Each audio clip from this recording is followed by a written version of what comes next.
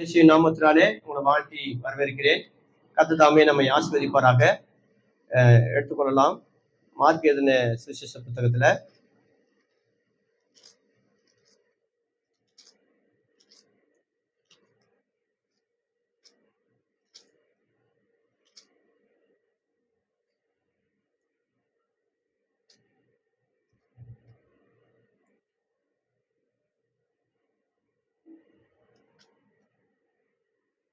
Mark 6ஆம் அதிகாரம் 37வது வசனத்தை நம்ம வாசிக்கலாம். அவர் அவர்களை நோக்கி நீங்களே அவர்களுக்கு போஜனம் கொடுங்கள் என்றார். அதற்கு அவர்கள் நாங்கள் போய் 200 பணத்துக்கு அப்பங்களை வாங்கி என்றார்கள். சரி, ஓகே, நல்லா கவனிங்க. நம்முடைய வாழ்க்கையில சில ஒவ்வொரு வாழ்க்கையிலும் பாத்தீங்கன்னா சில பாடுகளுக்குள்ளாக சில பேர் சென்று கொண்டு இருப்பீங்க. சில பேர் பல தேவைகளுக்குள்ளாக கடந்து போயிருப்பீங்க. சில பேர் சில பிரச்சனைக்குள்ளாக கடந்து போய் கொண்டு இருப்பீங்க. சில பேர் பல தேவைகள் என்ன பண்ணுவனே தெரியலையே என்று சொல்லி தவிச்சு கொண்டு இருக்கிற சூழ்நிலை உங்க வாழ்க்கையை நடத்தி கொண்டு போயிருப்பீங்க. ஆனா இந்த பரிசுத்த வேதாகமும் நமக்கு கொடுக்கிற நல்ல ஒரு ஆலோசனை என்ன என்று சொல்லி சொன்னால், எல்லா பிரச்சனைகளுக்கும் சரி, நம்முடைய எல்லா தேவைகள் சந்திக்கப்படுவதற்கானாலும் சரி, அது நம்மிடத்திலே அந்த ஆசீர்வாதத்தை கடவுள் வைத்திருக்கிறத இந்த பரிசுத்த வேதாகமும் நமக்கு வெளிக்காட்டுகிறத பார்க்க முடிகிறது. அவைகளை குறித்து தான் இன்றைக்கு நம்ம பார்க்க போகிறோம். அல்லேலூயா, ஸ்தோத்திரம். இங்கே கூட பாத்தீங்கன்னு சொன்னா இயேசு கிறிஸ்து உபதேசம் பண்ணி கொண்டு இருக்கிறாரு. அங்க 5000 பேர் ஆண்கள் மட்டுமே அங்க கூடி வந்திருக்கிறார்கள். பெண்கள் இருக்கிறாங்க, பிள்ளைகள் இருக்கிறாங்க. அவங்க எல்லாம் கணக்குல வராதம வெறும் புருஷங்க மட்டுமே 5000 பேர் இருக்கிறாங்க. இப்போ இவர்களுக்கு சாப்பாடு கொடுக்கணும். சீஷர்கள் சொல்றாங்க, சீக்கிரமா அனுப்பிவிடும் ஆண்டவரே, இவர்களை போய் எங்கேயாவது போயிட்டு வாங்கி சாப்பிடட்டும் சொல்லும் போது, இல்ல இவங்களுக்கு நம்ம தான் சாப்பாடு கொடுக்கணும். ஐயோ, நம்ம சாப்பாடு கொடுக்க சொன்னாக்கா இது எவ்வளவு பணம் ஆகும்? போயிட்டு பணத்துக்கு போய் வாங்கிட்டு வரேன்னு சொல்லி அவ்வளவு பெரிய கடன் யாரும் கிடையாது. அவ்வளவு பேருக்கு யாரும் உணவு கொடுக்கணும். 2வது பிரச்சனை, நம்மகிட்ட பணமும் இல்லை. என்ன பண்ணலாம் சொல்றாரு, இல்ல நீ சொல்றது எதுவுமே இல்ல, நீங்களே அவர்களுக்கு உணவு கொடுங்க. அதான் சொல்றாரு பாருங்க, நீங்களே அவர்களுக்கு போஜனம் கொடுங்க என்றாரு. அல்லேலூயா, ஸ்தோத்திரம். அவ பாருங்க, கர்த்தர் தாம் செய்ய போகிற அற்புதத்தை யோவான் சொல்லும் போது அழகா சொல்றாரு. தாம் செய்ய போகிறத அவர் அறிந்திருந்து இப்படி என்ன பண்ணாரா, பேசினாராம். அப்ப பாருங்க, நம்முடைய வாழ்க்கையில கர்த்தர் செய்ய போகிறதான அது எந்த பிரச்சனையிலிருந்து விடுதலையாக இருக்கட்டும், அல்லது நம்ம தேவையோடு கூட இருக்கிற தேவைகள் சந்திக்கப்படக்கூடியதாக இருக்கட்டும், அது நம்ம கிட்டதான் இருக்குதுன்னு சொல்லி சொல்றாரு. அல்லேலூயா, ஸ்தோத்திரம். இன்னொரு வேத பகுதிக்குள்ள எடுத்து வாசிக்கலாம். யாத்திராகம புஸ்தகம் 15ஆம் அதிகாரத்துல 22 வாசிப்போம். யாத்திராகம புஸ்தகம் 15ஆம் அதிகாரம் 22 வாசிப்போம். பின்பு மோசே இஸ்ரவேல் ஜனங்களை சிவந்த சமுத்திரத்திலிருந்து பிரயாணப்படுத்தினார். அவர்கள் சூர் வனாந்தரத்திற்கு புறப்பட்டு போய் 3 நாள் வனாந்தரத்தில் தண்ணீர் கிடையாமல் நடந்தார்கள். அவர்கள் மாராவில் வந்தபோது மாராவின் தண்ணீர் கசப்பா இருந்ததினால் அதை குடிக்க அவர்களுக்கு கூடாதிருந்தது. அதனால் அவர்களுக்கு மாரா என்று பெயரிடப்பட்டது. அப்போது ஜனங்கள் மோசேக்கு விரோதமாய் முறுமுறுத்து எண்ணத்தை குடிப்போம் என்றார்கள். மோசே கர்த்தரை நோக்கி கூப்பிட்டான். அப்பொழுது கர்த்தர் மோசேக்கு ஒரு மரத்தை காண்பித்தார். அதே அவன் தண்ணீரை போட்டவுடனே அது மதுரமாய் தண்ணீர் ஆயிற்று. அவர் அங்கே அவர்களுக்கு ஒரு நியமத்தையும் ஒரு நியாயத்தையும் கட்டளையிட்டு அங்கே அவர்களை சோதித்து, அல்லேலூயா, ஸ்தோத்திரம். ஒரு 1000 வருடங்களுக்கு முன்பாக தேவன் இந்த வழியா போயிட்டு இருக்கும்போது ஒரு விதையை போட்டு அது முளைக்க வச்சுட்டு போகும்போது தேவதூதன் வந்து, ஆண்டவரே, இந்த விதைய எங்க போடுறீங்க சொல்லி கேட்க, கடவுளும், இல்லப்பா, ஒரு 1000 வருடம் கழிச்சு என் ஜனங்க இந்த வழியா வருவாங்க. அது பக்கத்துல இருக்கிற அந்த தண்ணீர் கசப்பா இருக்கும். இந்த மரம் வளர்ந்து இந்த மரத்தை வெட்டி அதுல போட்டா அது இனிப்பான ஒரு தண்ணீரா மாறிடும். அதுக்காக இந்த மரத்துக்கான விதைய நான் போட்டு போறேன் சொல்லிட்டு போயிருக்கலாம். கற்பனையாக நான் சொல்றேன், எனக்கு கல்யாணம் எடுத்து அடிச்சிடாதீங்க. இப்ப நடந்திருக்கலாம் இல்லையா? சரி, அப்போ இங்க இந்த 15ஆம் அதிகாரத்துல நம்ம வாசித்த பத்தியா 22ஆம் வசனம், இந்த 1-21 வரைக்கும் என்ன நடக்குதுன்னு சொன்னாக்கா, 14ஆம் அதிகாரத்துல 14ஆவது வசனத்துல இருந்து பாத்தீங்கன்னாக்கா, நீங்க சும்மா இருப்பீர்கள், நான் உங்களுக்காக யுத்தம் பண்ணுவேன்னு சொல்லி கர்த்தர் அவர்களுக்காக யுத்தம் பண்ணி ஜெயிக்கிறத இந்த இடத்துல நம்ம 14ஆம் அதிகாரத்துல முடிவு வரைக்கும் நம்ம பார்க்க முடியும். அங்க ஒரு அற்புதத்தை செய்யறார். அந்த சிவந்த சமுத்திரத்தை இரண்டாக பிளந்து சமுத்திரத்துல வழியை கொடுத்து அதுல இருந்து கரையேறும்படியாக கர்த்தர் உதவி செய்கிறது. எண்ணி கர்த்தர் பெரியவர், அவர் அற்புதர், அவர் பெரிய காரியங்களை செய்கிறவர். அது மட்டும் இல்லாம இவங்களை துரத்திட்டு வந்து தன் எகிப்தர்ல அதே செங்கடலை மூழ்கடிக்க பண்ணி அங்கே அவர் என்ன பண்ணாரு, எல்லாத்தையும் முடிச்சிட்டாரு. இவ்வளவு பெரிய காரியத்தை செஞ்சிருக்காருன்னு சொல்லிட்டு எல்லாரும் கர்த்தர் என்ன பண்றாங்களா, புகழ்ந்து பாடி தள்ளுறாங்க.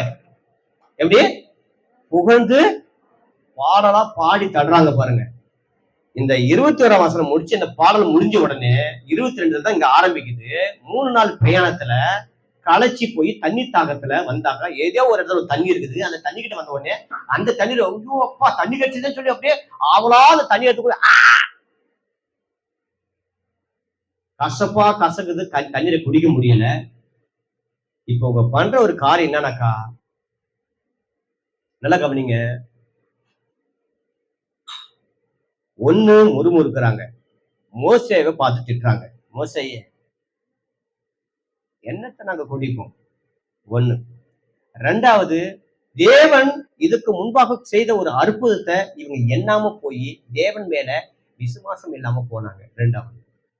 மூன்றாவது, இவர்களுக்குள்ளாக தேவன் செய்வார் என்கிற ஒரு பொறுமை, இந்த பொறுமையால் வருகிற ஒரு தாழ்மையை இல்லாமல் இருந்தார்கள். இந்த 3 விஷயத்தை இன்னைக்கு நம்ம பார்க்க போகிறோம். எத்தனை பேர் ரெடியா இருக்கிறீங்க? அல்லேலூயா. இவங்களுக்கு தேவன் மேலவே இருக்கிற விசுவாசம் இல்ல, ஒண்ணு. ரெண்டாவது, இவர்களுக்குள்ளாக முறுமுறுப்பு, குறை சொல்லுகிற காரியங்கள். ஸ்தோத்திரம். எந்த ஒரு காரியமாக இருந்தாலும் மத்தவங்கள சொல்லிட்டு போயிடுறது, நீதான் காரணம், நீதான் அப்படி பண்ணிட்டன்றத இப்படி காட்டுற ஒரு விஷயம். ரெண்டாவது விஷயம். மூணாவது, இவனுக்குள்ள ஒரு பொறுமை, ஒரு தாழ்மை இல்லாத இந்த 3 காரியத்தை இன்னைக்கு நம்ம வாழ்க்கையில் பார்க்க போகிறோம். புரிஞ்சு கொள்ளுங்க. ஸ்தோத்திரம். நம்முடைய எந்த பிரச்சனையாக, மறுபடியும் சொல்றேன், எந்த பிரச்சனையாக இருக்கலாம், கடன் பிரச்சனையாக இருக்கலாம், அல்லது நம்ம வாழ்க்கையில தொடர்ந்து அடிமலை அடி கஷ்டமாக இருக்கலாம், தொடர்ந்து நம்ம சரீரத்துல பல வேதி பிடிச்சவர்களாக சோர்ந்து போய் வேதியில வாடிக்கொண்டு இருக்கலாம், அல்லது இந்த குடும்பத்துடைய சூழ்நிலைகள் ஏன் எப்படி மாறிச்சுன்னு சொல்லி தவிச்சு கொண்டு இருக்கலாம், அல்லது பல பாடுகள் உபத்திரத்தின் வழியாக போய்கொண்டு இருக்கலாம். நம்முடைய எப்படிப்பட்ட சூழ்நிலையிலும் எப்படிப்பட்ட நிலையிலும் கர்த்தர் ஏதோ ஒரு புதிய ஒரு காரியத்தை செஞ்சு நமக்கு புதுசா ஒண்ணு செய்ய போறது கிடையாது. அந்த எல்லா நன்மைகளுக்கும் ஆசீர்வாதத்துக்கும் ஊட்டா நம்மிடத்திலிருந்தே கர்த்தர் கிரியை செய்ய அவர் சித்தம் வைத்திருக்கிறார். எத்தனை பேர் ஆமென் சொல்றீங்க? அல்லேலூயா, அல்லேலூயா. இங்க பாருங்க, அந்த 5000 பேருக்கு பங்கிட்டு கொடுத்த உணவாக இருந்தாலும் சரி, நீங்களே அவர்களுக்கு என்ன பண்ணுங்க, போஜனை கொடுங்க சொல்லி அவங்க கிட்ட இருந்ததுல இருந்தே கர்த்தர் அற்புதம் செய்து போஷிக்க வைத்தாரு. இங்கேயானாலும் சரி, இங்கே தான் இருக்குது பிரச்சனைகளை சொல்யூஷனு, இதே தான் இருக்குது.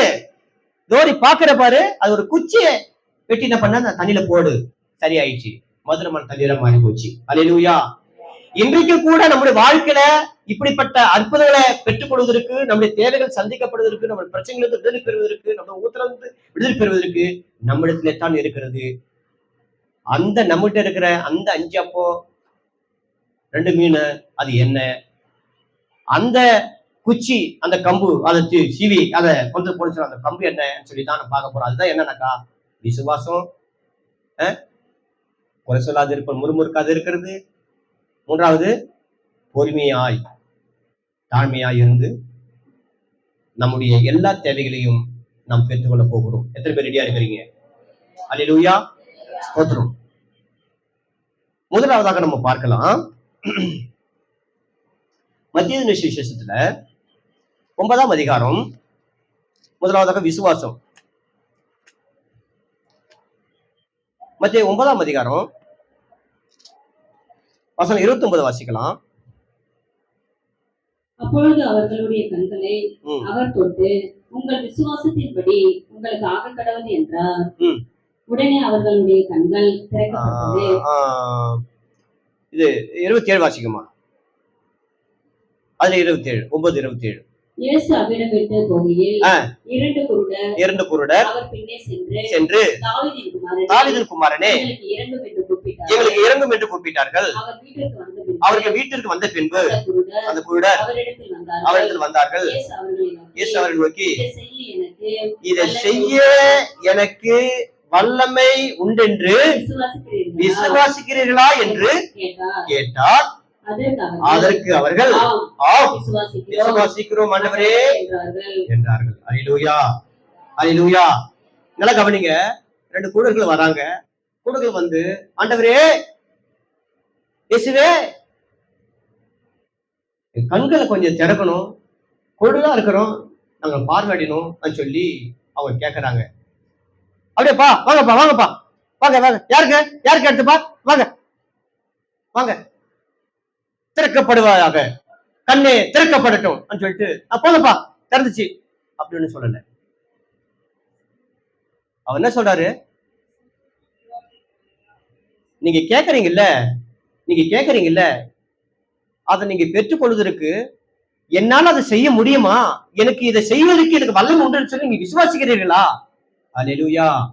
அதை நல்லா சிந்திக்கணும், கவனிக்கணும் பிரியமானவர்களே. எனக்கு இதை செய்ய வல்லமை சொல்லி விசுவாசிக்கிறாயா? விசுவாசம் உனக்கு இருக்கா? நம்பிக்கை இருக்குதா? இதுதான் கேட்கிறேன். நாம கூட நம்முடைய வாழ்க்கையில கூட நம்ம ஜெபிக்கிறோம், ஆண்டவர்கிட்ட போறோம், ஆண்டவரே அப்படியே கடன்னு ஒப்பிக்கிறோம். ஜெபத்துல கொஞ்சம் நேரம் ஆயிட்டா கூட டைம் கூட பாக்குறோம். எத்தனை பேர் பாக்குறீங்க தெரியல. ஜெபிக்கிற ஒவ்வொருக்கும் சொல்றேன், எத்தனை பேர் ஜெபிக்கும் போது டைம் ஆயிடுச்சா, ஆண்டவரே ஸ்தோத்திரப்பா, டைம் இல்லாத காட்டுறேன், இயேசுவின் நாமத்தினால ஜெபத்தை முடிக்கிறேன், ஆமென் முடிச்சு வரீங்க. சரி, அது ஒரு புறம். 2வது, அப்படியே போறோம், ஜெபம் பண்றோம், அப்பா ஜெபம் பண்ணி முடிச்சிட்டோம்பா, ஸ்தோத்திரம், ஆத்துமாவே கர்த்தர் சொல்லி முடிச்சு வந்துடுறோம். உண்மையா நீங்க பெற்றுக்கொள்றீங்களா? ஏன் பெற்றுக்கொள்ளல? இங்கதான் விஷயம் இருக்குது. அவர் நீங்க ஜெபிச்சீங்க, நீங்க என்ன பண்ண சொன்னாக்கா, அவர் பேசுறாரு, மறுபடியும் பேசுறாரு, எப்பா உனக்கு நான் அதை தரேன், நீ ரொம்ப அவசியத்துல இருக்கிற, உனக்கு தரேன் சொல்லி பதில் தந்துருவாரு. 2வது, எப்பா கொஞ்சம் பொறுமையா காத்துரு, இப்ப நான் தரமாட்டேன், பொறுமையா காத்துரு அன்னுவாரு. அல்லது நீ கேட்கறது இது உனக்கு வேண்டாம், உனக்கு இது கூடாது, நான் தரமாட்டேன் முடிய சொல்லுவாரு. இதை நம்ம கேட்கறோமா? இந்த பதில் கேட்கறோமானா எத்தனை பேருக்கு கேட்கறீங்கன்னு எனக்கு தெரியல. ஆனா கண்டிப்பா பதில் இப்படித்தான் கடவுள் கொடுக்குறாரு. ஆனா சில பேருடைய ஜெபத்துக்கு பதில் கொடுக்குறான்றது ஒரு விஷயமா இருக்க, இன்னொரு விஷயம் என்ன தெரியுமா? நம்ம இன்னும் குழந்தையாகவே ஜெபம் பண்ணிட்டு இருக்கிற விஷயத்த நம்ம அதையும் நம்ம கற்றுக்கொள்ள வேண்டும், புரிஞ்சு கொள்ள வேண்டும். அது எப்படின்னா அந்த ஜெபம் எல்லாமே என்னை பொறுத்த வரைக்கும் பெரிய பிள்ளைங்க தான் பார்க்க வேணா, அது குட்டி பாப்பா இருக்கலாம், அது கொஞ்சம் பெரிய பிள்ளை தான். குழந்தை என்ன பண்ணும், ஒரு போன் எடுத்து டக்கு 2 நம்பர் அழுத்தணும். நம்ம பழக்கம் இருக்குது இல்ல, நம்பர் அழுத்தணும், அதுக்கப்புறம் காலில் வைக்கணும், பேசுன்றத கத்துக்குச்சு, நம்ம கிட்ட தான் கத்துக்குச்சு அந்த குழந்தை. அதனால என்ன பண்ணும், பட்டு நம்பர் அழுத்தும். நம்பர் அழுத்து, ஹலோ மாமாவா, இங்க எங்க அப்பா அம்மாவும் சாப்பிட்டு இருக்கிறாங்க, குழம்புல உப்பு இல்லையா, அதனால எங்க அப்பா வந்து எங்க அம்மா திட்டாரு கரெக்டாக பேசுவோம். சரி நான் வச்சிடறேன் வச்சிடும். ஆனா அந்த ரிங்டோன்ல என்ன தெரியுமா போயிருக்கும், தயவு செய்து உங்க நம்பரை சரி பார்க்கணும்னு சொல்லிட்டு இருக்கும். இது அது காதலே வாங்கிக்காது. அது ஆனது குழந்தை பண்ணும், போன நம்பர் போட்டோம், போன பேசுறோம், பட்டு பேசிட்டு என்ன பண்ணும், வச்சிடும். போனே போயிருக்காது, யாருக்கு போட்டோம்னு போனே போயிருக்காது. இந்த பெண்ணுக்கு என்னது, அப்பா போன் பேசி முடிச்சிட்டோம், அம்மா அப்பா நான் போன் பேசி சொல்லிட்டேன். ஆனா யாருக்குமே என்ன ஆகல, போனே போகல. இப்படிப்பட்ட ஜெபம் தான் நம்ம ஜெபிச்சுட்டு இருக்கிறோம். போறோம், ஆண்டவராக இயேசுவின் நாமத்துல அப்பா கூடி வர்றோம், ஆண்டவரே ஜெபிக்கிறோம், ஆண்டவரே கடற்கரை இந்த குழந்தைய போற ஜெபி. அவர் போனே எடுக்கலன்றது நம்ம தெரியாம இருக்கிறது நமக்கு ஆச்சரியமா தான் இருக்கு இல்ல. எத்தனை பேர் இப்படி ஜெபிக்கிறோம்னு நமக்கு தெரியல. அந்த போனே எடுக்கல, ஆண்டவர் எப்ப சொல்லுமான்னு கேட்கவே இல்லை. கேட்கறதுக்கு முன்பாவே ஹல்லேலூயா ஸ்தோத்திரம் ஆண்டவரே ஸ்தோத்திரிக்கிறப்பாலும் அப்படியே ஜெபத்தை பண்ணிட்டு இயேசுவின் நாமத்தை ஜெபிக்கிறப்பா, அந்த குழந்தை போனை வச்சுட்டு அப்படியே நம்ம எழுந்து வந்துடுறோம். அவர் போனே எடுக்கல. அவர் நீங்க ஜெபத்துக்கு உட்கார்ந்ததே அவருக்கு தெரியாது. ஏன்னா நீங்க போட்டோ நம்பர் தப்பு. நம்பர் சரியான நம்பரை போட்டு அவருக்கு போனே போகல. இப்படிப்பட்ட ஜெபத்தையும் நம்ம ஜெபிக்கதாக இருக்கிறோம். எத்தனை பேர் இப்படி ஜெபிக்கிறேன் எனக்கு தெரியல. பிரியமானவர்களே, நம்ம ஒரு ஒரு ஜெபத்தை செய்யும் போது ஆண்டவர் சொல்றாரு, ஒரு சமரிய ஸ்திரீ கிட்ட சொல்றாரு பாருங்க, தேவனே தொழுதுகிற ஒரு காலம் வரும், அந்த காலம் அது இப்பொழுதே வந்திருக்கிறது, அவரை தொழுது கொள்ளுகிறவர்கள் ஆவியோடும் உண்மையோடும் தொழுது கொள்வார்கள். ஒரு அல்லேலூயா சொல்லாமா? அல்லேலூயா சொல்றோம். ஆவியில நிரம்பி ஆண்டவருடைய சமூகத்துக்கு போயிட்டு, ஆண்டவரே செவிகொடும், ஆண்டவரே கேளும் என்று சொல்லி விசுவாசத்தோடு கூட என்ன பண்ணுங்க, அவர்கிட்ட ஜெபிக்கணும். அவர் கேட்பாரு, நீ என்னை விசுவாசிக்கிறேன்னு சொல்லி கேட்பாரு. ஆமா ஆண்டவரே, நான் விசுவாசிக்கிறேன். ஆண்டவர், உம்மை தவிர எனக்கு யாரு இருக்கிறாங்க? உங்களை விட்டு எனக்கு யாரு இருக்கிறாங்க? எப்படி உங்களை நம்பாம போக முடியும்? உம்மை தவிர நம்பி ஆகணும். ஆண்டவர் சொல்லுவாரு, மகளே நான் செய்யறப்போ அனுப்ப சொல்றாரு, நான் உனக்கு இதை செய்ய வல்லமைன்னு சொல்லி விசுவாசிக்கிறியா? ஆமாண்டவரே நம்ம பதில் சொல்ல, அப்படியே உங்கள் விசுவாசத்தின்படி உங்களுக்கு ஆக கடவுது. அங்க இந்த கண்களை திறப்பதற்கு காரணம் யாருங்க? ஆண்டவர் தான் அற்புதம் செய்யறாரு. எதனால வந்துச்சுங்க இந்த அற்புதம்? அவருடைய விசுவாசம். எத்தனை பேர் ஆமென் சொல்றீங்க? அல்லேலூயா, அல்லேலூயா, ஸ்தோத்திரம். அவர் விசுவாசம் எப்படி வந்துரும்? விசுவாசம் ஆண்டவர் பார்த்து நம்மள கேள்வி கேட்கிறாருங்க, நம்ம ஜெபிக்கிறோங்க, ஆண்டவர் நம்மளை பார்த்து கேட்கிறாரு. சரி, குழந்தைய போல இல்ல, நம்ம நல்லாவே சூப்பரா நம்பரை போட்டோம், கரெக்டா 9442935888 பால்சங்கர் பாஸ்டர் கிட்ட போட்டாச்சு. ஓகே, பால்சங்கர் பேசுறீங்க, நானும் போன் எடுத்துட்டேன். ஓகே, நீங்களும் பேசுறீங்க. ஓகேங்க, சரின்னு சொல்லி கேட்கறேன். சரி, உண்மையாவே இதை நான் செய்யறேன், நீங்க என்ன நம்புறீங்களா? அந்த கேள்விக்கு நீங்க என்ன பண்றீங்க? இல்ல உங்களால நம்பிக்கை முடியாது, ஏதோ உங்ககிட்ட சொல்லிட்டேன் சொன்னாக்க நான் செய்ய முடியுமா? ஆண்டவர் அப்படித்தான் பாக்குறாரு. ஆண்டவர் அவர்கிட்ட கேட்கும் போது அவருக்கு பேசத்த நம்ம கேட்கணும். ஃபர்ஸ்ட் எத்தனை பேர் ஜெபத்துல நீங்க பேசுறீங்க, அவரு பேசுறது கேட்கறீங்கன்னு எனக்கு தெரியல. அவரு பேசுவாரு, நீங்க ஜெபிக்கிற ஜெபத்துக்கு அவர் திரும்ப பேசுவாரு. அதை முதல்ல கேட்கிற அந்த செவியை வச்சுக்கோங்க. நீங்க அப்படி கேட்கலன்னா இந்த குழந்தை போன் போட மாதிரி நினைச்சுக்கன்னு நீங்க ஜெபம் மட்டும் வந்துருங்க. நான் இன்னும் அந்த குழந்தையாவே தான் நான் இருக்கிறேன், போவே போவாத ஜெபம் நீங்க மனசுல வச்சுக்கோங்க. நல்ல மனசுல வைத்துக் கொள்ளுங்க. அப்படிப்பட்ட ஜெபம் வேஸ்ட். சரியான நம்பரை போடணும். அவருடைய அர்த்தம் என்ன தெரியுமா? ஆண்டவர்கிட்ட போயிட்டு பேசணும், அவரு கேட்கணும், கேட்டு அவர் பதில் நமக்கு பேசணும். இதுதான் ஜெபம்.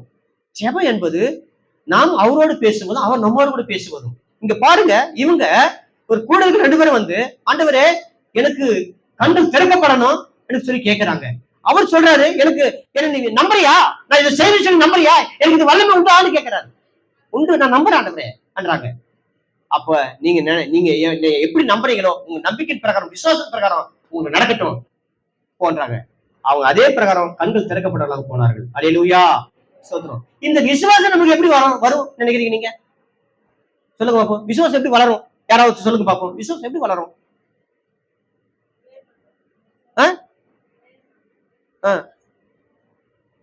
பிரேயர் பண்றதுக்கே விசுவாசம் வேணும். பிரேயர் பண்றதுல தான் அந்த விசுவாசமே வேணும்.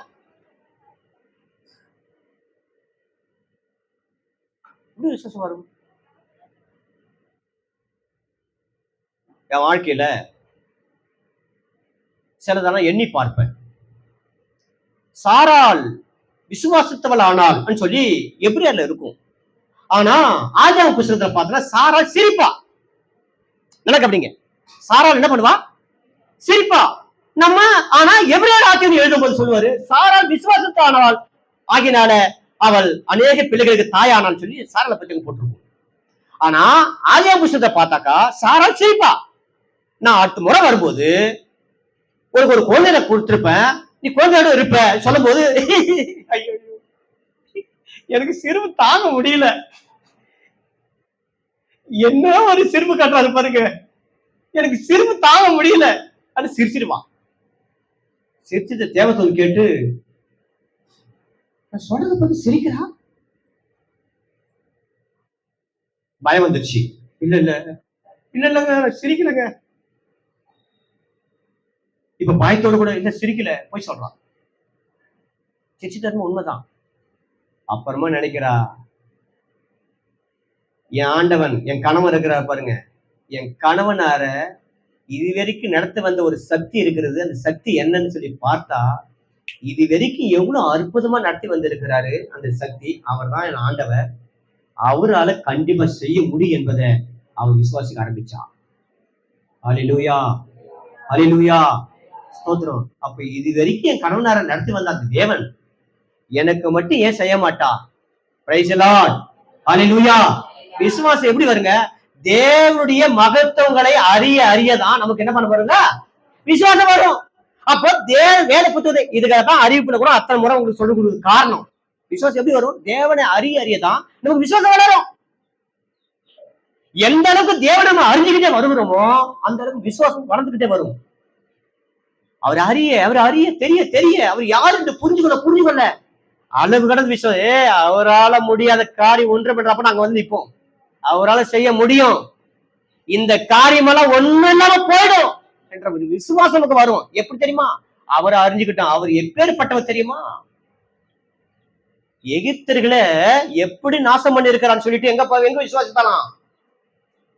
ஒரு விபச்சார பெண்ணு ராகாப்பு விசுவாசிக்கிறான். எப்போ இந்த இஸ்ரவேலின் தேவன், இந்த இஸ்ரவேல் ஜனங்களுடைய தேவன் எப்பேற்பட்டவராக இருக்கிறாரு, எப்பேற்பட்டவராக இருந்தாக்கா இந்த ஜனங்களை எகிப்து கிட்ட இருந்து ஒருத்தனை விடுதலையாக்க முடியுமா? அவங்க கிட்ட இருந்து புடுங்கி கொண்டு வந்திருக்காருன்னா எப்பேற்பட்டவர் அவரு. எப்பா வாங்க, நீங்க இஸ்ரவேலர்களா? எகிப்து உங்க தேவன் எகிப்தியரே ஒரு வழி பண்ணிட்டாரு. உங்களுக்கு நான் உதவி செய்ய நான் எப்போதும் ஆயத்தமா இருக்கிறேன்.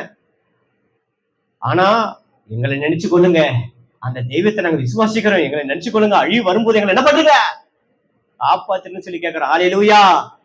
தேவனை நம்ம அறியதான் நமக்கு என்ன வருங்க விசுவாசம் வரும். இப்படி அறிந்தவர்கள் தான் தேவனை விசுவாசித்தார்கள். இப்படி அறிஞ்சுக்கணும் அவர் யார் என்பதை, அவர் எப்பேற்பட்ட மகத்துவம் உள்ளவர், எவ்வளவு பலமா உள்ளவர் என்பதை நம்ம என்ன பண்ணுங்க கடவுளை நம்ப ஆரம்பிக்கணும்.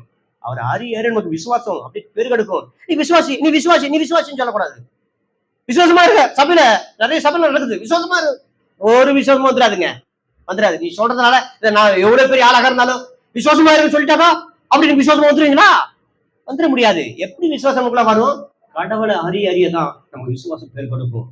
இப்படித்தான் அநேக விசுவாசத்துல வல்லவர்களாக வந்தவர்கள் எப்படி வந்தாங்கன்னு சொன்னாக்கா தேவனை அறியதான் அவர்களுக்குள்ளாக பெருத்த ஒரு விசுவாசம் வந்தது. அல்லேலூயா. அவர் வல்லமை உள்ளவரப்பா, அவர் பெரியவரப்பா, அவர் எதையும் மாற்றி போடுகிறவரப்பா, அவரால கூடாத காரியம் ஒன்றுமில்லப்பா என்ற ஒரு நிலைப்பாடு நமக்குள்ளாக தேவனை அறிய நமக்குள்ளாக அது விசுவாசம் பெருகெடுத்து ஓடும்.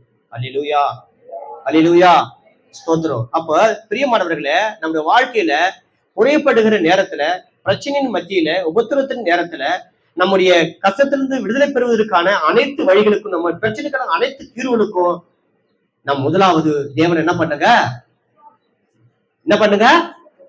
சத்தமா சொல்லுங்க, என்ன பண்ணும்? விசுவாசிக்க வேண்டும். ஏன்னா அதுக்கான தீர்வு நம்ம இடத்துல தான் இருக்குது. அதுதான் என்ன? முதலாவது விசுவாசம். Praise the Lord. எத்தனை பேருக்கு புரிஞ்சுது? இன்னொரு வசனத்தை கூட வாசிக்கிறேன். ஸ்தோத்திரம். நேரம் இல்லாதனால சீக்கிரமா வாசிக்கிறேன் பாருங்க. மார்க் 9:23. மார்க் 9:23 வாசிக்கலாமா? சீக்கிரமா. நீ விசுவாசிக்க கூடுமானால் ஆகும், விசுவாசிக்கிறவனுக்கு எல்லாம் கூடும் என்றார். ஹல்லேலூயா. விசுவாசிக்கிறவனுக்கு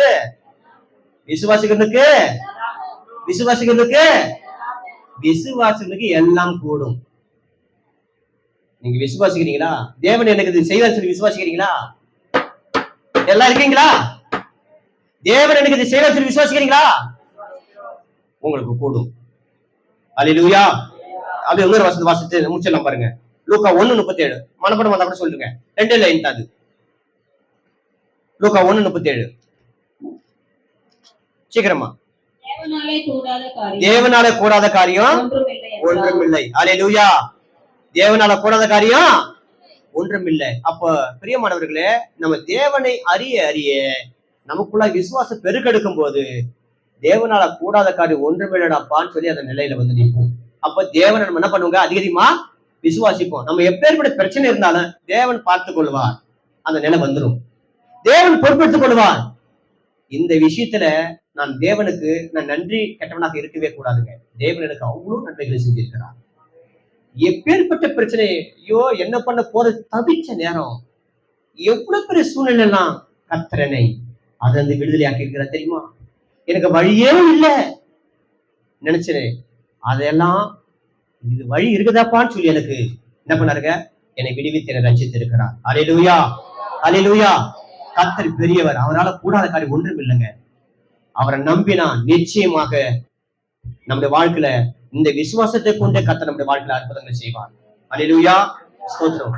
நம்ம கிட்ட தாங்க இருக்குது எல்லா பிரச்சனைக்கான தீர்வு, நம்ம இடத்துல தான் இருக்குது எல்லாத்துக்கும் வழி. முதலாவது வழி விசுவாசம். ரெண்டாவது காரியத்துக்கு போயிடலாமா? ஸ்தோத்திரம். ரெண்டாவது விஷயம் என்னன்னாக்கா, ஏதாவது ஒரு பிரச்சனை வந்துட்டாக்கா, நீதான் நான் தானே குழம்பு சமைச்சிட்டே இருந்தேன், உப்பு ஒண்ணு யார் போட சொன்னது? நீ உப்பு போட்டா அதனாலதான் குழம்பு கெட்டு போச்சு.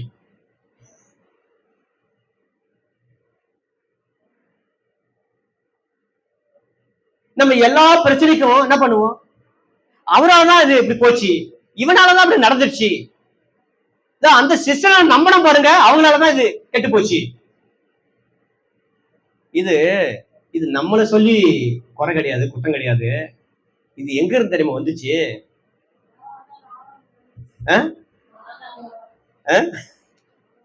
வாசிக்கலாமா?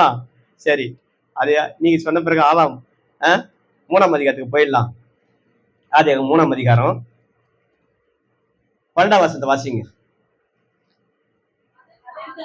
அதற்கு ஆதாம், என்னுடைய இருக்கும்படி தேவரீர் தந்த ஸ்திரீயானவள் அவ்விருட்சத்தின் கனியை எனக்கு புசிக்க கொடுத்தால் நான் புசித்தேன் என்றான். அல்லேலூயா. ஆதாம் கிட்ட தான் சொல்றாரு, எப்பா நீ எல்லாத்தையும் புசித்துக் கொள்ளு, பாரு இந்த தோட்டத்துல ஜீவிருட்சத்து கனி கூட வச்சிருக்கிறேன், புசித்துக்கோ, புசித்து என்றென்றும் நீ சாகவே மாட்ட, என்னோட கூட எப்போதும் இருப்ப, அந்த விஷயத்தை கூட சாப்பிட சொல்லிட்டாரு. அவன் அதை விட்டுட்டு எப்பா இதை மட்டும் சாப்பிடாத சொன்னாரு பத்தியா, அதை போய் சாப்பிட இவன் என்ன பண்ணானாக்கா, நடக்க அப்படிங்க. இதுக்கு முன்பாக ஒரு காரியத்தை உங்களுக்கு சொல்லணும் பாருங்க. ஆதியாகமம் 1:1 என்ன வசனம் சொல்லுதுங்க? ஆதியாகமம் 1:1 சிருஷ்டித்தார், பூமியானது ஒழுங்கன்மையும் வெறுமையுமா இருந்துச்சுன்னு சொல்ற பார்த்தீங்களா. அந்த 1ஆம் வசனத்துக்கு 2ஆம் வசனத்துக்கும் இந்த இடைப்பட்ட கேப்ல ஒரு பெரிய யுகமே நடந்திருக்குது. சாத்தானை பார்த்து ஒரு இதை சொல்லுவாரு. சாத்தானுடைய காரியம் எசேக்கியேல் 28ஆம் அதிகாரத்துல, ஏசாயா 14ஆம் அதிகாரத்துல இருக்கிறது. அவனை குறித்து அங்க போடப்பட்டிருக்கிறது. நீ ஆதியில் இருந்தவன் சொல்லிட்டு அந்த சாத்தானை பத்தி சொல்றாரு பத்தியா, ஏதோ ஆதாமுக்கு கொடுக்கப்பட்ட ஏதேன்னு சொல்ற கொடுக்குது இல்லையா, அந்த ஏதேன்னு நீங்க நினைச்சிட்டு இருப்பீங்க, அதுதான் கிடையாது. ஆதாம கொண்டு போய் ஏதேனை விட்டாரு பாருங்க, அந்த ஏதேனுக்கு முன்பாக ஒரு ஏதேனை யாரு கொடுத்திருந்தாரு? இந்த சாத்தான் ஏற்கனவே தேவ தூதன் தலைவனாக இருந்த பாருங்க, அவங்ககிட்ட கொடுத்திருந்தாரு. அவன் மேட்டிமை கொண்டு தேவனுக்கு மேல எதிர்த்து நான் உனத்துக்கு ஏறுன்னு சொல்லிட்டு தன் இருதயத்துல சிந்தித்தான் பாத்தீங்களா. அதனால அவன் என்ன பண்ணான், கீழே விழுந்து அந்த ஏதேன் தோட்டத்தை நாசப்பட்டு போட்டுட்டான். அத அவர்கிட்ட பிடிகி இப்படி ஒழுங்கின்மை வெறுமையா இருக்கிற அத நல்ல ஒரு ஏதேனாக ஏதேன் தோட்டமாக மாற்றி அது யாருக்கு என்ன கொடுக்குறாரு? ஆதாம் கையில கொடுக்குறாரு. இப்ப இவனுக்கு எப்படி இருக்கும், இந்த இடத்துல நம்ம எப்படி ராஜாவாக இருந்து எவ்வளவு சூப்பரா இருந்தோம், இதை பிடிங்கி இப்ப யாருக்கிட்ட கொடுத்துட்டாரு? இந்த மனுஷன் ஆதாமிட்ட கொடுத்துட்டாருன்னு சொல்லி யாருக்கு என்ன இருக்கும்? அவன் ஏற்கனவே தங்கியிருந்தான் பத்தியா, அவனுக்கு வெறி வரும், கொஞ்சமா வரும். வந்தான், வந்து எப்படி இவனை வீழ்த்தலாம் சொல்லி பார்த்தா இவன் பொண்டாட்டியில மயங்கரம் போல இருக்குது, இவன் பொண்டாட்டியை வச்சேதான் இவன் என்ன பண்ண கரெக்ட் பண்ணணும் சொல்லிட்டு நேரா போனான், வஞ்சித்து போட்டான். வஞ்சித்துட்டு இப்போ எல்லா சாப்டர் முடிச்சுட்டு இப்போ கடவுள் வராரு, ஆதாமோட பேச முடியா. ஆதாமே எங்க இருக்க சொல்லி கேட்கிறாரு. நான் இந்த மறைஞ்சி இருக்கிறேன்னு சொல்றான். ஏன்டா அப்ப மறைஞ்சி இருக்கிற, நான் சாப்பிட ஒண்ணு கிடைக்க சாப்பிட்டியா, வர வேண்டிய அவசியம் இல்லையே. அதுக்கு சொல்றான் பாருங்க. அப்ப நான் சாப்பிட வேணாம்னு சொன்ன கனியை புசித்தியா சொல்லி கேட்கறாரு. அதுக்கு அவன் என்ன சொல்லணும்? ஆமாண்டவரே, தப்பு பண்ணிட்டேன், நான் புசிச்சிட்டேன். அதுதான் பதில் சொல்லியிருக்கணும். சொல்லுங்க, அப்படிதான் சொல்லியிருக்கணும். அவன் என்ன சொன்ன தெரியுமா? ஆண்டவரே, நீங்க கொட்டிக்க பாரு ஒரு பொண்ணு, நீங்க கொட்டிக்க பாருங்க, அந்த பொண்ணுதான் இத்தனைக்கு காரணம். நீங்க மிஸ்டேக் பண்ணிட்டீங்க ஆண்டவரே, எனக்கான பொண்ணு அவ கிடையாது. நீங்க மிஸ்டேக் பண்ணிட்டீங்க, தப்பு பண்ணிட்டீங்க. எனக்கு ஏத்த பொண்ணு வேற ஏதோ பொண்ணு, இந்த பொண்ணு கொடுத்துட்டீங்க பாருங்க, அந்த பொண்ணால் தான் இவ்வளவு நடந்து போச்சு. எத்தனை பேரு பொண்ணு ஆண்டவர் குறைச்சு விட்டீங்க, பொண்ணை குறைச்சு விட்டு இருக்கிறீங்களோ அத்தனை பேருக்கு இந்த சத்தியம் வேணும். அல்லேலூயா.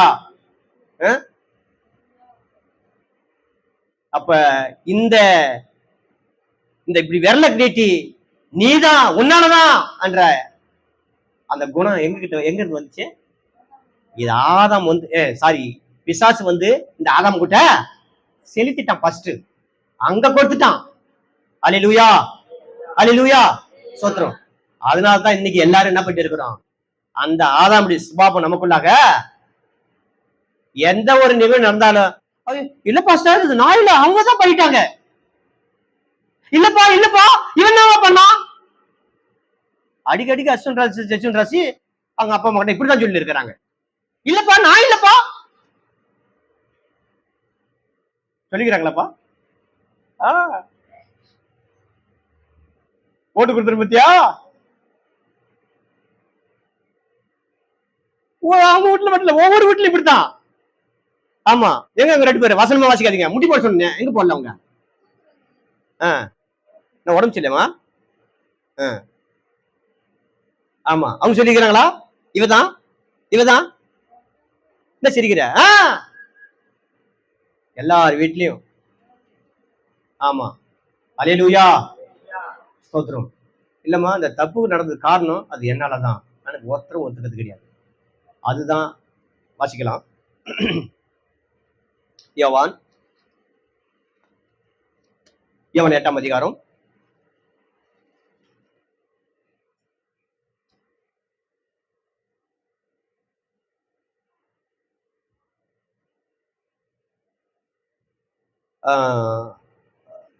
2ல இருந்து வாசிங்க. மறுநாள் காலையிலே திரும்பி தேவாலயத்துக்கு வந்தபோது ஜனங்கள் எல்லாரும் அவரிடத்தில் வந்தார்கள்.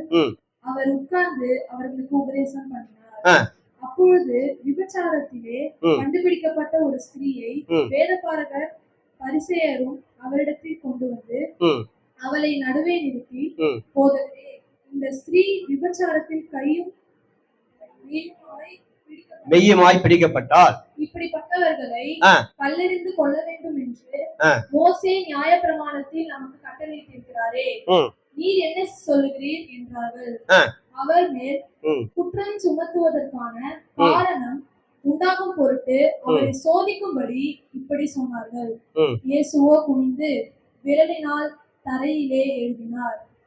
அவர்கள் ஓயாமல் அவரை கேட்டுக்கொண்டிருக்கையில் அவர் நிமிர்ந்து பார்த்து, உங்களில் பாவம் இல்லாதவன் இவள் மேல் முதலாவது கல்லெறிய கடவன் என்று சொல்லி அவர் மறுபடியும் குனிந்து தரையிலே எழுதினார். அவர்கள் அதை கேட்டு தங்கள் மனசாட்சியினால் கடிந்து கொள்ளப்பட்டு பரிசேயர் முதல் பெரியோர் முதல் சிறியோர் வரைக்கும் ஒவ்வொருவராய் போய்விட்டார்கள். இயேசு தனித்திருந்தார். அந்த ஸ்திரீ நடுவே நின்றாள். இயேசு நிமிர்ந்து அந்த ஸ்திரீயை தவிர வேறு ஒருவரையும் காணாமல், ஸ்திரீயே, உன்மேல் குற்றம் சாட்டினவர்கள் எங்கே? ஒருவனாகிலும் உன்னை ஆக்கினைக்குள்ளாக தீர்க்கவில்லையா என்றார். அதற்கு அவள், இல்லை ஆண்டவரே என்றாள்.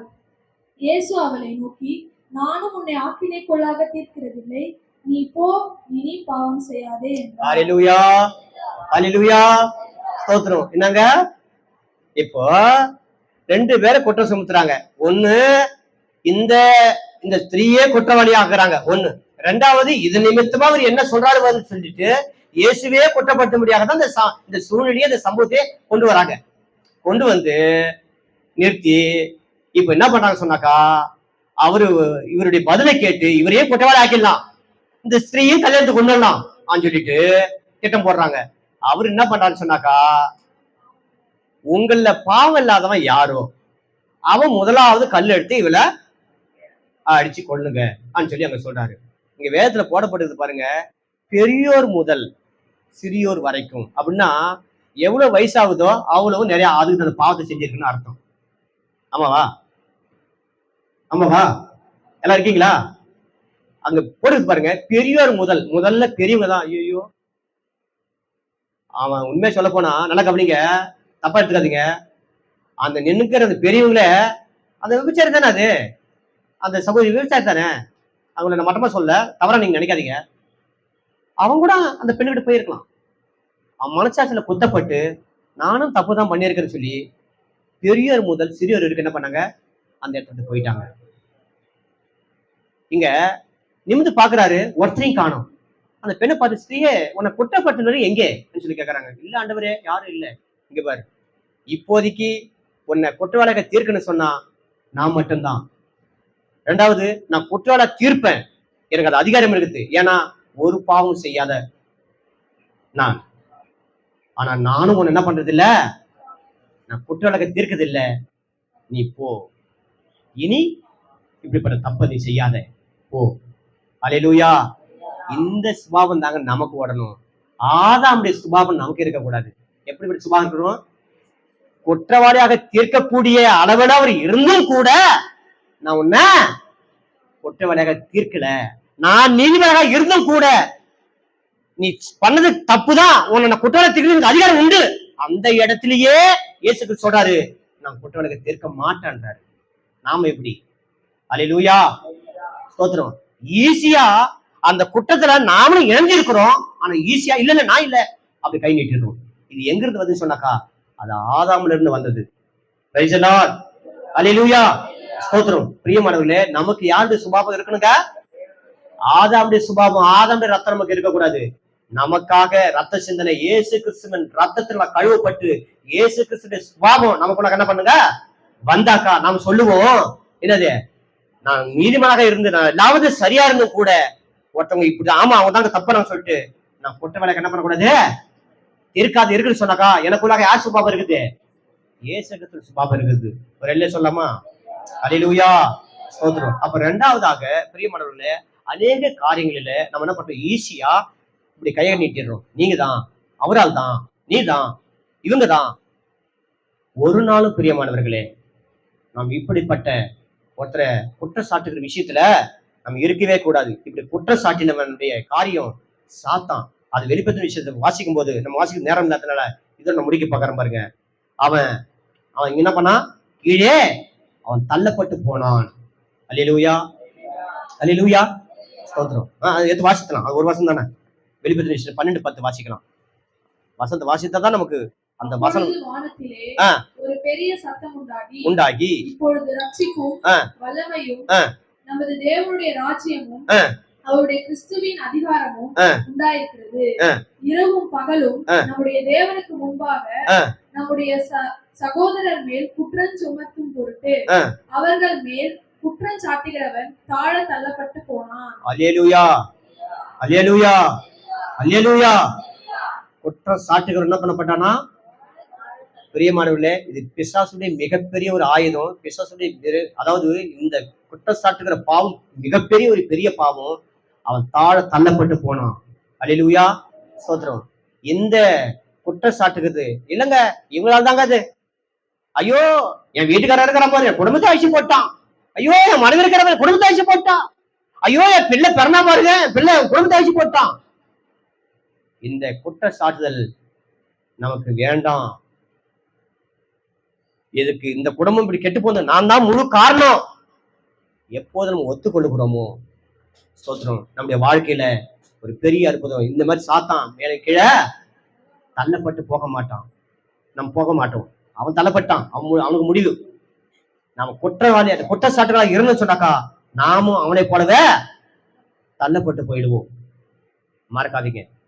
அப்போ நல்ல கவனிங்க, நம்ம எதை பத்தி பார்த்துட்டு வரோம்னா, நமக்கு தேவைக்கான விடுதலை ஆசீர்வாதமாக இருந்தாலும் சரி, நமக்கு பிரச்சனையான இருக்கிற சூழ்நிலை பிரச்சனைக்கான தீர்வுக்கானாலும் சரி, அது எங்க இருக்குதுங்க? நம்மிடத்திலேதான் இருக்குது. முதலாவதாக பார்த்தோம், நம்மகிட்ட என்ன வேணும்? விசுவாசம் வேண்டும். ஒன்று. இரண்டாவதாக என்ன பார்த்தங்க? சொல்லுங்க. இப்ப என்ன பார்த்தோம்? முறுமுறுப்பு, குறை சொல்லுதல், மற்றவங்கள குறை சொல்லுகிறது. இதை நீக்கிட்டா நம்முடைய வாழ்க்கையில் என்ன உண்டுங்க? அற்புதம் உண்டு. அல்லேலூயா, அல்லேலூயா, ஸ்தோத்திரம். மூன்றாவதாக போயிடுவோம். மத்திய சுவிசேஷத்துல மூணாவது என்ன பார்த்தோம்? பொறுமை. நம்ம பொறுமை எதுக்குன்னு சொன்னாக்கா தாழ்மை வருவதற்காகத்தான். புரியுதுங்களா? மூன்றாவது தலைப்பு நமக்கு தாழ்மை. அந்த தாழ்மை எப்போது வரும்னு சொன்னா, ஆண்டுடைய வார்த்தைய நம்ம கேட்டு அவருக்கு செவிசாய்க்கும் பொழுது அதுல பொறுமையோடு கூட காத்திருந்தா நமக்கு என்ன வந்துருங்க? தாழ்மை வந்துடும். தேவன் வசனத்தை வச்சிருக்கிறார் பாருங்க, அவருடைய பிரமாணம் மாறாது. நல்லா புரிஞ்சுங்க. 1+1 எத்தனைங்க? இது பிரமாணம். இதுதான் பிரமாணம். இது மாறாது. இல்லங்க, காலம் மாறிடுச்சு, 2026 வருஷம் வந்துருச்சுங்க, 1+1 4ங்க நீங்க சொல்ல முடியுமா? முடியாது. அந்த மாதிரிதான் பிரமாணம். கர்த்தர் விசுவாசிக்கிறதுக்கு இது பிரமாணம் மாறாது. நம்ம விசுவாசித்தால் என்ன பண்ணுவோம்? பெற்றுக்கொள்வோம். அது பிரமாணம் மாறாது. அதே போலதான் பாருங்க, யாருக்கு கிருபை தராருங்க? கிருபை யாருக்கு கிடைக்குதுங்க? இன்னைக்கு பூரா நீ கிருபை தாரான்னு கேட்டா கிடைக்காது. ஆனா நான் தாழ்வுனா இருந்தா எனக்கு ஆட்டோமேட்டிக்கா என்ன பண்ணுங்க? 1+1 2ன்றது போல என் வாழ்க்கையில என்ன வந்திருக்க? நான் தாழ்மையா இருந்ததுக்கு என்ன வந்திருக்க? நான் கிருபை கேட்கலையே, என்ன சொல்ல தேவையில்ல. நான் கிருபை கேட்கலாம் கூட எனக்கு என்ன வருங்க? நான் தாழ்மையா இருந்தா கிருபை எனக்கு வந்து. எப்படிப்பா அவனுக்கு நடந்துச்சு? கிருபங்க. இது எப்படிப்பா நல்லா மாறிச்சு? கிருபங்க. சொல்றேன் இல்லையா? அது கிருபை எப்படி வந்துச்சுன்னு கேட்டாக்கா அது தாழ்மை. நம்முடைய வாழ்க்கையில வர்ற அனைத்து அற்புதங்களுக்கும் அதிசயங்களுக்கும் நம்முடைய வாழ்க்கையில் நடக்கிற எல்லா விடுதலைக்கும் தேவனுடைய மகத்துவங்களுக்கெல்லாம் காரணம் அவருடைய கிருபை. அந்த கிருபை எப்படி கிடைச்சுனாக்கா, நான் சமூக தாழ்மையோடு கூட இருந்தேன், நான் தாழ்மைப்பட்டேன். இந்த தாழ்மைய அவருடைய வசந்த மூலமாக பொறுமையோடு கூட இருந்து நான் தாழ்மையை நான் கற்றுக்கொண்டேன். அந்த தாழ்மை எனக்கு மிகுந்த கிருபை அளிச்சது. வேதம் சொல்லுகிறது, பெருமை உள்ளவனுக்கு அல்லேலூயா. தாழ்மைக்கு ஆப்போசிட் என்னங்க? பெருமை. பெருமை உள்ளவனுக்கு என்ன பண்றாருங்க? இங்க பாருங்க, நம்ம கிட்ட வந்து நம்மளை வீழ்த்து, அதாவது கடலை ஒரு மனுஷனை வீழ்த்துன்னு சொன்னாக்கா அவன் எதுவுமே செய்ய தேவையில்ல, பெருமை நின்னாலே போதும். அவனை எதிர்த்து என்ன பண்றாருங்க? ஒண்ணு இல்லாம அழிச்சு போட்டுவாரு. பெருமை ஒண்ணு இருந்துட்டா அந்த மனுஷன் அழிஞ்சான அர்த்தம்.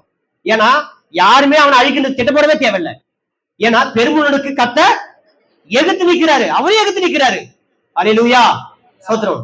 ஒரு நாளும் நம்முடைய வாழ்க்கையில அப்படிப்பட்ட பெருமை மட்டும் நம்ம என்ன பண்ண கூடாதுங்க? வைத்துக் கொள்ளக்கூடாது. தாழ்மை உள்ளவனா இருந்து என்ன பண்ணீங்க?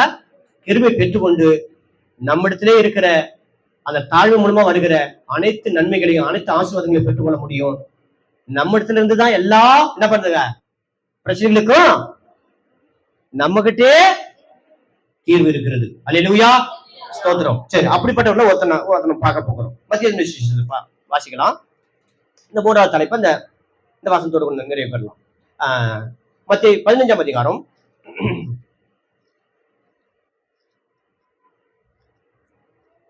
மத்திய 15ல 27, 28 கூட வாசிக்கலாம். அதற்கு அவள், மெய்தான் ஆண்டவரே, ஆகிலும் நாய்க்குட்டிகள் தங்கள் எஜமான்களின் மேஜையில் இருந்து விடும் துணிக்கைகளை தின்னுமோ என்றால், இயேசு அவர்களுக்கு பிரதித்திரமாக, ஸ்திரீயே, உன் விசுவாசம் பெரிது, நீ விரும்புகிறபடி உனக்கு ஆக கடவுள் என்றார். அந்நேரமே அவள் மகள் ஆரோக்கியமானாள். சரி, ஓகே. இங்க என்ன நடக்குதுன்னு சொன்னாக்கா, ஒரு காணியான ஸ்திரீ என்ன பண்றானாக்கா, இயேசு பின்னாடியே போயிட்டு, நல்லா கவனிங்களா? எல்லாரும் நல்லா கவனிங்க. எல்லாம் கவனிக்கிறீங்களா? நல்லா கவனிங்க. இயேசு பின்னாடியே போயிட்டு, இயேசுவே, என் பிள்ளை சுகம் இல்லாம இருக்கிறா, சுகம் கொடுங்க இயேசுவே. என் பிள்ளை சுகம் இல்லாம இயேசுவே, என் பிள்ளைக்கு சுகம் கொடுங்க இயேசுவே அப்படின்னு கேட்டு வரா. அது காதல் கூட போட்டுக்கல. சீஷர்கள்லாம், இயேசுவே, அவ பின்னாடியே தொல்லை பண்ணிட்டு வராளே, அவ எதனா ஒரு பதில சொல்லிட்டு போங்க, முடியாத கூட சொல்லிட்டு போங்க. எப்படி? சீஷர்கள் சொல்றாங்க. அவரு காதலோட வாங்கிக்கல. முதல்ல நல்லா கவனிங்க, முதல் அவருக்கு வர ரெஸ்பான்சிபிலிட்டி என்னன்னு பாருங்களேன். அவர் சொல்றது காதல் கூட வாங்கிக்கல. இதுவே அவருக்கு என்னது? பெருத்த ஒரு அவமானம். நல்லா கவனிக்கணும். சொல்றது கெஞ்சிட்டு வரா, பிச்சை கேட்கற அளவு கேட்கறா. இயேசுவே இயேசுவே என் மகளுக்கு சுகம் கொடு, இயேசுவே என் மகளுக்கு சுகம், இயேசுவே மகளுக்கு இயேசுவே. கொஞ்சம் கூட இவ்வளவு கெஞ்சன கொஞ்சம் கூட ஒரு மனுஷன் சரி என்னாலும் கூட கேட்கறாமா போறாரு அந்த மனுஷன். நினைக்கவே இல்லை, கேட்டே இருக்கிறான். அப்போ சீசனுக்கு பொறுக்க முடியல. இயேசுவே அவன் கெஞ்சிட்டே வரா, எல்லாம் ஒரு பதில சொல்லுங்கள. அப்பதான் சொல்றாரு, எப்பா பிள்ளைகளுடைய அப்பத்தை எடுத்து நாய்க்குட்டிக்கு போடக்கூடாது. ரெண்டாவது ரெஸ்பான்சிபிலிட்டி என்ன வருதுங்க? நாய். முதல்ல அவ சொல்லுக்கு ஒரு வார்த்தைக்கும் கேட்கறதே கிடையாது, ஒரு மதிப்பும் கிடையாது. ரெண்டாவது அவமானம் என்னதுங்க? நாய்க்கு நான் போடுறது நான் வரல. ரெண்டாவது நாய்ன்றாரு.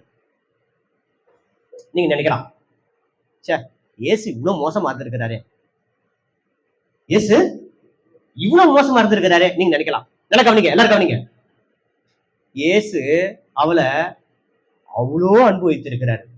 எப்படி தெரியுமா? எங்கிருந்து நீ கண்டுபிடிச்சு சொல்ற? அவர் அந்த பட்டணத்துக்கு போறதுக்கு 2 நாள் ஆச்சு. அந்த பட்டணத்துக்கு போறதுக்கு 2 நாள் ஆச்சு. 2 நாள் இப்ப அந்த பட்டணத்துக்கு போய் என்ன பண்ணாருன்னு நான் கேட்டாக்கா, பெரிய ஒரு அற்புதம் செஞ்சாரா? இல்ல. சரி, ஒரு சூசன் சொன்னாரா? இல்ல. சரி, அங்கங்க போயிட்டு நிறைய பூஜை பண்ணீங்களா? இல்ல, எதுவுமே கிடையாது. அந்த பட்டணத்துக்கு போனதுக்கு காரணமே இந்த கானானிய பெண்ணுக்காக மட்டுமே போயிருக்கிறார். 2 நாள் தூரம் 2 நாள் நடந்து போயிருக்கிற தூரம், அவ்வளவு தூரம் போய் 2 நாள் நடந்து போய் இந்த பெண்ணை சோதிச்சு இருக்கிறார். இவ தாழ்மையா இருக்கிறாளா? தாழ்மையா இருந்து இதுல பெற்றுக் கொள்கிறாளா? இந்த பெண்ணுக்காகவே இயேசு அந்த ஊருக்கு போயிருக்கிறாருங்க.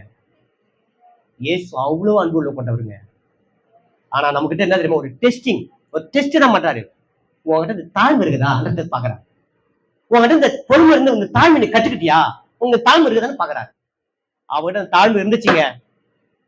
அவகிட்ட அந்த தாழ்மை இருந்துச்சு. சொல்றா, என்ன நாயின்னு சொல்லிட்டு போ, நான் எவ்வளவு தடவை கெஞ்சினாலும் என் வார்த்தை கேட்காத கூட நீ போ. ஆனா என் பெண்ணுக்கு சுகம் வேணும். நான் இதனால எவ்வளவு நான் தாழ்ந்து போகிறேன், நான் தாழ்ந்து போவேன். எந்த எல்லைக்கு நான் தாழ்ந்து போய் என் தேவனை உங்ககிட்ட நான் ஆசீர்வாதத்தை நான் பெற்றுக்கொள்ள நான் ஆசையா இருக்குன்னு சொல்லிட்டு வந்தா.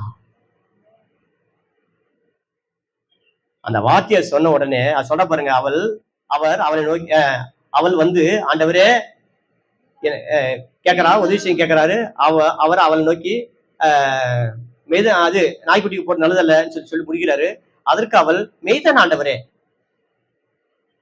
நீ சொல்றது மெய்தான், நீ சொல்ற பிறகு நான் நாய் தான், நாய்க்குட்டி தான்.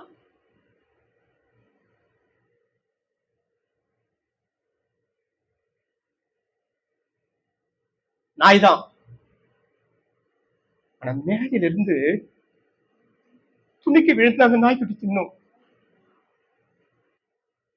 அந்த துணிக்காக தான் உள்ள நேரம் கெஞ்சிட்டு இருக்கிறேன்.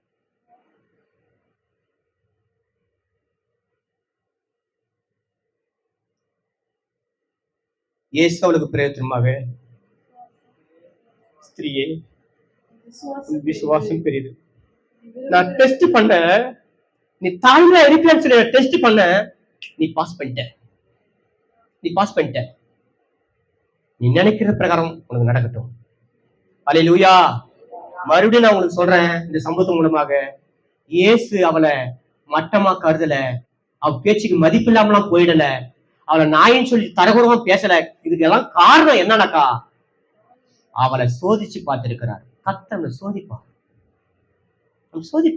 நீ எப்படிப்பட்டலாம் இருக்கிற, இந்த சூழ்நிலை நிமித்தமா நீ எப்படி மாறுற, நீ எப்படி பிகேவ் பண்ற, உங்ககிட்ட இருந்து எப்படி வருது, அதை சோதிச்சு பார்க்கிறார்.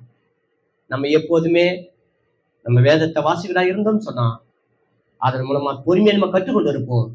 அந்த பொறுமை நமக்கு தாழ்மையை கற்றுக் கொடுத்திருக்கும்.